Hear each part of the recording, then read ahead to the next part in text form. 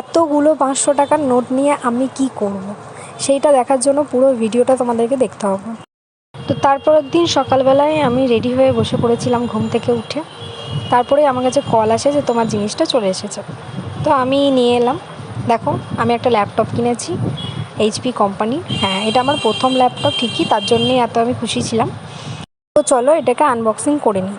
যদিও এটা আনবক্সিং হয়েছিল একবার, কারণ এটা আমি থেকে কিনেছি, অনলাইন থেকে কিনেছি, তার জন্য ওপেন বক্স ডেলিভারি থাকে এগুলো।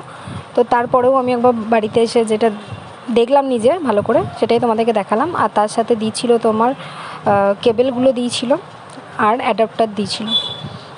তো ল্যাপটপের এই মডেলটা সত্যি খুবই ভালো, আমার তো ভালো লাগলো।